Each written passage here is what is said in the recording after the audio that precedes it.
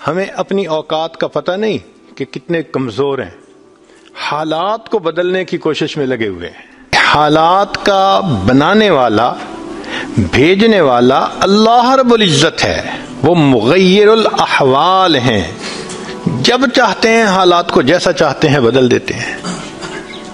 تو یہ تو حکم پروردگار کا ہوگا تب بدلیں گے، بندہ اپنی من مرضی کی زندگی گزار رہا ہوتا۔ ایک ترتیب ہے اللہ رب العزت کے ہاں، چنانچہ ہمارے مشائخ نے 4 باتیں کہی ہیں، لوہے کی لکیر ہے، جب آزمائیں گے ان باتوں کو کھرا پائیں گے۔ پہلی بات کہ جو شخص اپنے اعمال کو سنوار لیتا ہے اللہ تعالیٰ اس کے حالات کو سنوار دیتے ہیں۔ شخص اپنے اعمال کو سنوار لیتا ہے اللہ تعالیٰ اس کے حالات کو سنوار دیتے ہیں۔ ہم اس کوشش میں لگے ہوئے ہیں کہ حالات پہلے سنوریں پھر اعمال سنواریں گے۔ آپ بات کریں دوست سے، بھئی آپ مسجد میں نظر نہیں آتے، کچھ کاروباری حالات ٹھیک نہیں، ٹھیک ہو گئے تو میں مسجد میں آؤں گا۔ یعنی ہم چاہتے ہیں حالات پہلے ٹھیک ہوں، اعمال بعد میں ٹھیک ہوں گے۔ کیسے ترتیب الٹ سکتے ہیں؟ چنانچہ جسے دیکھیے وہ اسی کوشش میں لگا ہوا ہے کہ پہلے حالات ٹھیک ہوں بعد میں اعمال ٹھیک کریں گے۔ تو ترتیب ہی الٹی ہم کرتے پھر رہے ہیں۔ اعمال کو جو شخص سنوار لیتا ہے اللہ تعالیٰ اس کے حالات کو سنوار دیتے ہیں۔ اعمال بگڑیں گے، حالات بگڑیں گے۔ جب کہا میں نے کہ یا اللہ تو میرا حال دیکھ، جب کہا میں نے کہ یا اللہ تو میرا حال دیکھ، حکم آیا میرے بندے نام اعمال دیکھ۔ ہم حالات کا تو شکوہ کرتے ہیں، اپنے عمل تو نہیں نہ دیکھتے۔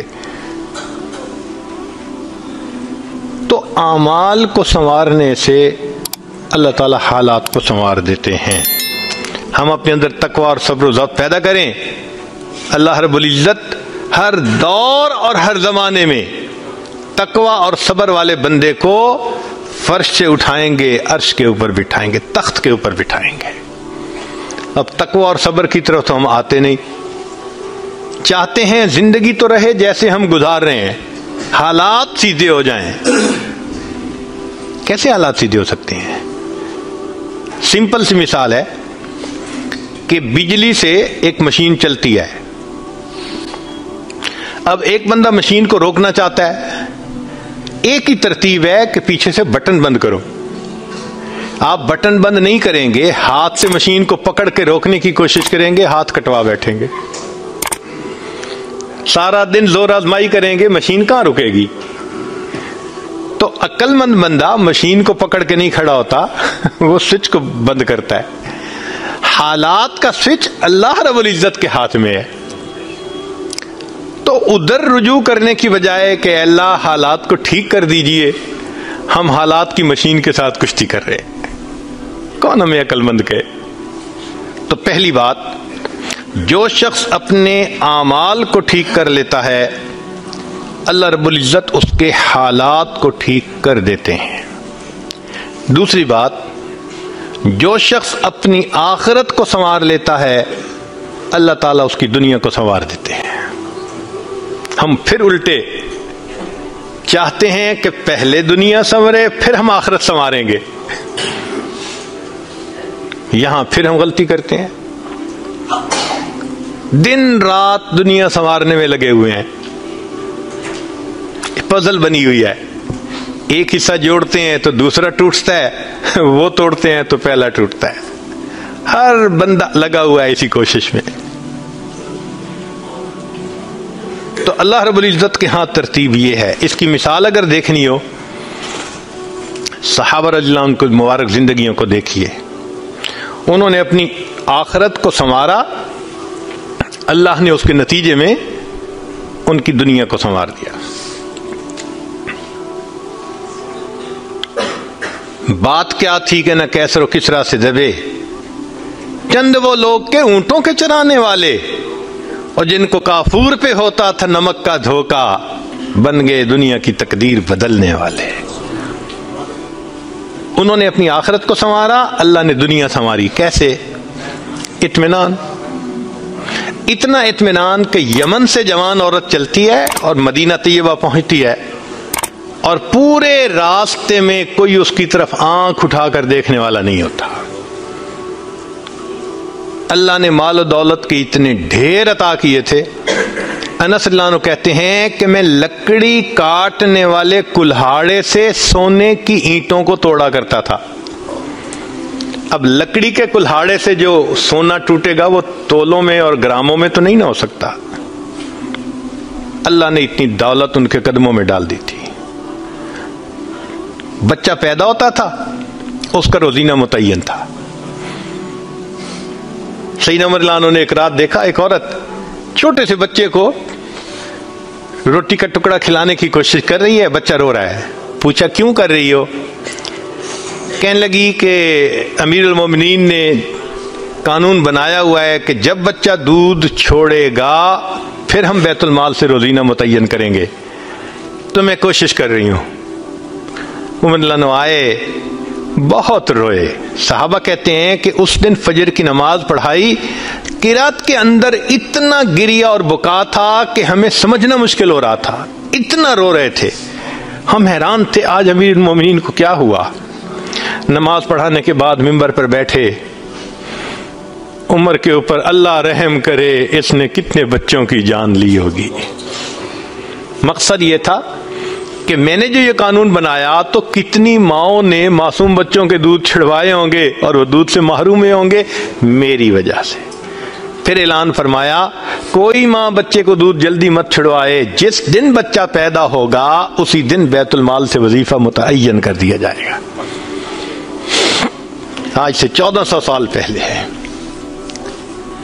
تو انہوں نے اپنی آخرت کو سنوارا، رب کریم نے اس کے بدلے ان کی دنیا کو سنوار دیا. قرآن مجید میں اللہ تعالیٰ فرماتے ہیں وَلَوْ أَنَّ أَهْلَ الْقُرَىٰ آمَنُوا وَاتَّقَوْا، اگر یہ بستی دیسوں والے ایمان لاتے، تقوی کو اختیار کرتے، لَفَتَحْنَا عَلَيْهِمْ بَرَكَاتٍ مِّنَ السَّمَاءِ، ہم ان کے لیے آسمان سے برکتوں کے دروازے کھول دیتے ہیں. تو ترتیب یہی ہے کہ جو آخرت کو سنوارتا ہے اس کوشش میں لگتا ہے، دنیا اس کا سایہ ہے. اللہ دنیا کو خود بخود سنوار دیتے ہیں، الگ سے محنت نہیں کرنی پڑتی. مثال کے طور پہ جو بندہ سچ بولتا ہے تجارت میں، اللہ تعالیٰ اس کی تجارت کو خود سنوار دیتے ہیں. قسم اٹھا کے یہ بات کہی جا سکتی ہے کہ سچ بولنے والا تاجر کبھی مفلس نہیں ہو سکتا.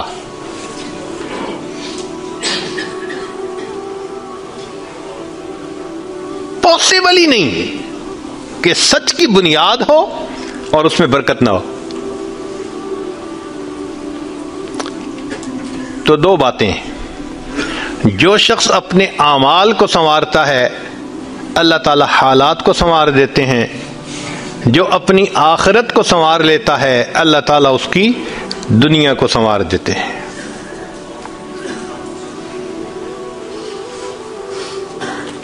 ہارون رشید اپنی کھڑکی میں سے نیچے دیکھ رہا ہے، مسجد کے دروازے پر امام ابو یوسف رحمۃ اللہ علیہ تشریف لا رہے ہیں اور ان کے پیچھے دو شاگرد ساتھ ساتھ جڑے ہوئے ہیں.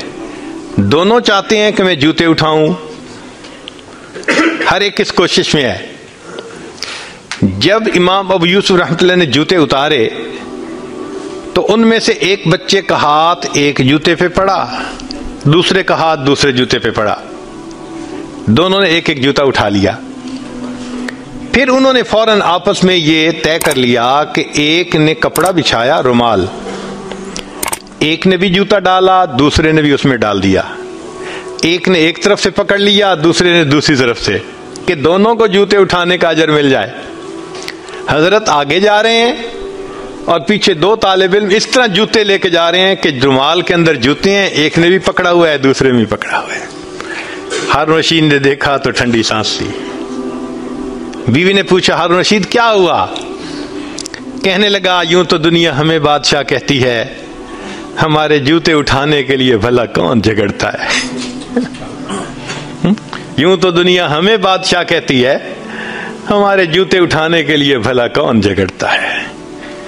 جو آخرت سنوارتا ہے اللہ ایسے دنیا سنوارتے ہیں کہ دنیا جوتے اٹھانے کے لیے جھگڑتی ہے آپس میں۔ تو فرمایا کہ جو اپنی آخرت کو سنوار لیتا ہے اللہ تعالیٰ اس کی دنیا کو سنوار دیتے ہیں۔ چنانچہ ایک سیاح ہندوستان آیا گھومنے پھرنے کے لیے، اجمیر شریف بھی گیا، وہاں اس نے حضرت خواجہ معین الدین چشتی اجمیری رحمۃ اللہ علیہ کے مزار پہ دیکھا مسلمان بھی آ رہے ہیں اور ہندو بھی آ رہے ہیں اور سکھ بھی آ رہے ہیں۔ اللہ کی شان، اللہ رجوع دے دیتا ہے نا، سبھی آ رہے ہیں دعائیں مانگ رہے ہیں۔ تو وہ بڑا حیران کہ ہر کمیونٹی کے لوگ آ رہے ہیں، ہر مذہب کے لوگ آ رہے ہیں۔ تو جب واپس گیا تو بیوی نے پوچھا کہ بتائیں آپ نے کون سی انوکھی چیز وہاں دیکھی؟ تو اس نے کہا ہاں میں نے ایک چیز انوکھی دیکھی کہ ایک شخص قبر میں لیٹا ہوا تھا مگر لوگوں کے دلوں پر حکومت کر رہا تھا۔ ایک شخص قبر میں لیٹا ہوا تھا مگر لوگوں کے دلوں پہ حکومت کر رہا تھا۔ اللہ تعالیٰ یوں دنیا سنوارتے ہیں۔ تو دو باتیں، جو شخص اپنی اعمال کو سنوار لیتا ہے اللہ تعالیٰ اس کے حالات کو سنوار دیتے ہیں، اور جو شخص اپنی آخرت کو سنوار لیتا ہے اللہ تعالیٰ اس کی دنیا کو سنوار دیتے ہیں۔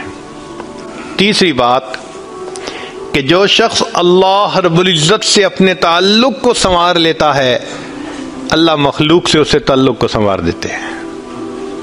آج ہم چاہتے ہیں چچا راضی ہو جائے، پھپھو راضی ہو جائے، بہن راضی ہو جائے، اور عجیب بات ہے یہ رشتہ داریوں کے معاملے ہیں ہی ایسے، کھاؤں کدھر کی چوٹ بچاؤں کدھر کی چوٹ، سمجھ ہی نہیں لگتی کہ سب کو کیسے راضی کیا جائے۔ انسان حیران ہوتا ہے، اور جی ہم تو سب کے ساتھ اچھا کرتے ہیں مگر پتہ نہیں رشتہ دار ہم سے راضی نہیں ہوتے۔ اس کے پیچھے بھی راز ہے، کیوں کہ ہم نے اللہ سے اپنے تعلق کو تو سنوارا نہیں ہوتا، مخلوق سے تعلق کیسے سنورے گا؟ تو فرمایا کہ جو شخص اللہ رب العزت سے اپنے تعلق کو سنوار لیتا ہے اللہ تعالیٰ مخلوق کے ساتھ اس کے تعلق کو سنوار دیتے ہیں۔ اگر اس کی مثال دیکھنی ہے تو نبی علیہ الصلوۃ والسلام کی مبارک زندگی کو دیکھیے۔ ایک وہ وقت بھی تھا کہ جب اپنے رشتہ دار نبی علیہ الصلوۃ والسلام کو تکلیف پہنچاتے تھے، آپ بازار میں آگے آگے دعوت کا کام کرتے تھے اور پیچھے آپ کا چچا ابو لہب لوگوں کو کہتا تھا کہ یہ شخص غلط بیانی کر رہا ہے، تم اس کی بات مت ماننا، اپنے مخالفت کرتے تھے۔ ایک وہ وقت بھی تھا۔ پھر ایک وہ وقت آیا کہ جب اپنوں نے مکہ مکرمہ میں جینا تنگ کر دیا اور نبی علیہ الصلوۃ والسلام نے بیت اللہ کو دیکھ کر کہا بیت اللہ میں تجھے کبھی نہ چھوڑتا مگر مکہ کے رہنے والے مجھے یہاں بسنے نہیں دیتے۔ مبارک آنکھوں میں آنسو تھے اور اللہ کے حبیب جدا ہو رہے تھے۔ پھر کیا ہوا؟ 10 سال کے ہی عرصے میں حالات نے وہ پلٹا کھایا کہ جب آپ آ کر فاتح مکہ بن کر بیٹھے تو وہی قریش تھے جو قدموں میں آ کر پڑ گئے اور انہوں نے آپ کی غلامی اختیار کر لی۔ ہندا نے کہا جتنے خیمے دنیا میں تھے سب سے زیادہ آپ کے خیمے سے مجھے نفرت ہوا کرتی تھی، آج جتنے خیمے ہیں سب سے زیادہ محبت مجھے آپ کے خیمے سے ہے۔ اللہ اکبر کبیرہ۔ تو جو شخص اللہ سے اپنے تعلق کو سنوار لیتا ہے اللہ مخلوق سے اس کے تعلق کو سنوار دیتے ہیں۔ فضیل بن عیاض رحمۃ اللہ علیہ فرماتے ہیں مجھ سے جب بھی اللہ تعالیٰ کی نافرمانی ہوئی، مجھ سے جب بھی اللہ تعالیٰ کی نافرمانی ہوئی میں نے اس نافرمانی کا اثر اپنے ماتحتوں کے اندر دیکھا۔ یہ ریفلیکشن ہوتی ہے، ہم اللہ کی نافرمانی کرتے ہیں، اللہ مزہ چکھا دیتے ہیں کہ اپنے جو ماتحت ہوتے ہیں ان کو نافرمان بنا دیتے ہیں۔ اچھا بھائی تم ذرا اس کو ایکسپیرینس کرو ذرا۔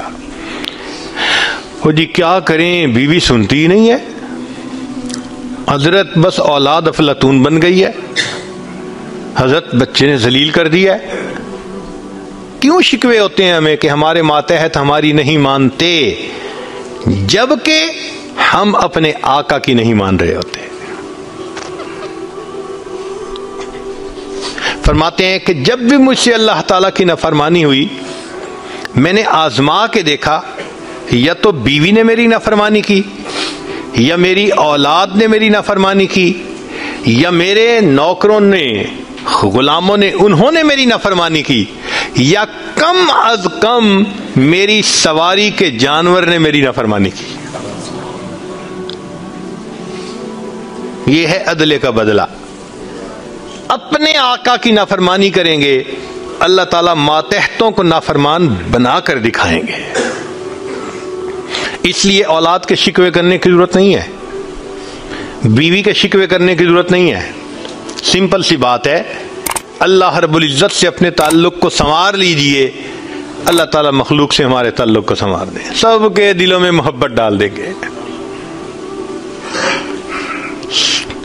سیدنا امیر معاویہ رضی اللہ عنہ نے خط لکھا ام المومنین سیدہ عائشہ صدیقہ رضی اللہ تعالی عنہا کو کہ ام المومنین، آپ امت کی ماں ہیں، آپ مجھے کوئی نصیحت فرمائیے۔ اور واقعی ام المومنین نے نصیحت کرنے کا حق ادا کر دیا۔ وہ نصیحت پڑھ کے پتہ چلتا ہے کہ انہوں نے نبی علیہ الصلوۃ والسلام کی صحبت یافتہ ہونے کا ثبوت پیش کر دیا۔ ام المومنین نے مختصر جواب لکھا، فرمایا دیکھیں، اگر آپ مخلوق کو خوش کریں گے، اللہ کو ناراض کریں گے، اللہ ساری مخلوق کے دل میں تمہاری نفرت ڈال دیں گے، یہ اندر سے تم سے نفرت کرتے پھریں گے۔ اور اگر تم اللہ کو راضی کرو گے، گو کہ مخلوق ناراض ہو رہی ہے، اللہ تعالیٰ اسی مخلوق کے دل میں تمہاری محبت ڈال دیں گے، یہ سب تمہارے دوست بن جائیں گے۔ تو اصل تو اللہ کو راضی کرنا ہے۔ تو فرمایا کہ تم اللہ سے اپنے تعلق کو سنوار لو، اللہ تعالیٰ مخلوق سے تمہارے تعلق کو سنوار دیں گے۔ تو اولاد کو نیک بنانے کا سب سے آسان طریقہ خود نیک بن جائیے۔ جو خود نیک بنتا ہے اور اللہ کے حکم کو توڑنے سے باز آ جاتا ہے، اللہ تعالیٰ اولاد کو مطیع اور فرمانبردار بنا دیتے ہیں۔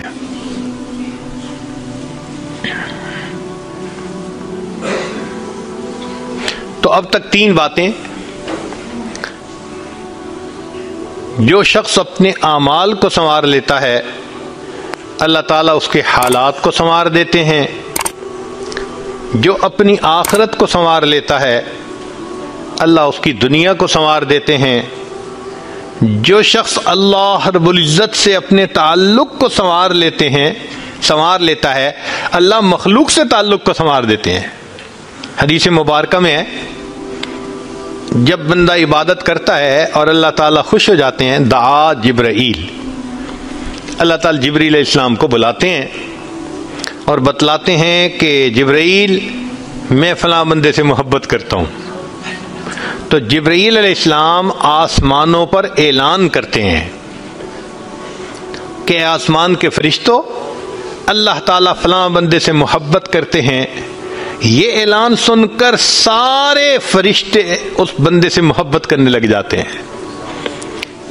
پھر جبریل علیہ السلام زمین پر آتے ہیں اور زمین پر آ کر پھر اعلان کرتے ہیں کہ لوگوں، فلاں شخص سے اللہ تعالیٰ محبت کرتے ہیں، ثم یودع لہ القبول فی الارض، پھر اللہ اس شخص کے لیے زمین میں قبولیت رکھ دیتے ہیں۔ پرائے اپنے بن جاتے ہیں، دشمن دوست بن جاتے ہیں، مخالفین کے دلوں میں بھی اللہ ان کی محبت اور عظمت ڈال دیتے ہیں۔ تو مخلوق سے تعلق سنوارنے کا یہ ہے سب سے بہترین طریقہ۔ کس کے پیچھے بھاگیں گے، کس کس کی منت سماجت کریں گے؟ بہتر نہیں کہ ہم ایک ہی کو منا لیں۔ جس نے اللہ کو منا لیا، اللہ تعالیٰ مخلوق کے ساتھ اس کے تعلق کو سارا ٹھیک فرما دیں گے۔ چوتھی بات کہ جو شخص دن کے اعمال کو سنوار لیتا ہے، اللہ تعالیٰ اس کے رات کے اعمال کو سنوار دیتے ہیں۔